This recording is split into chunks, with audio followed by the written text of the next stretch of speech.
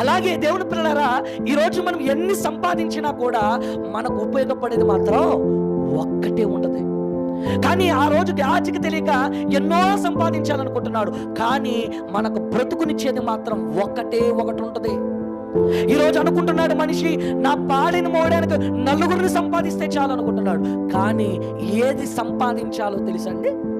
ఈ లోకంలో ఎందరో పేరు సంపాదించాలనో, ధనము సంపాదించాలనో, లేదా ఒకడు లోకాన్నే సంపాదించాలనుకున్నాడట. అంటే లోకమంతా కూడా సంపాదన సవ్వడిలో ఉన్న, ఇదంతా ఉన్నా కూడా ఒక వ్యక్తి దేన్ని సంపాదించుకుంటున్నాడో ఆ విషయాన్ని మనం చూద్దాం. చూడండి, బైబిల్ నందు మనం అందరూ కూడా ఒకసారి చూడగలిగితే ఫిలిప్పీ పత్రిక 3వ అధ్యాయము 9వ వచనాన్ని మనం చూడగలిగితే అక్కడ పౌలు గారు, అపోస్తుడైన పౌలు గారు ఏమని మాట్లాడుతున్నాడు చూడండి.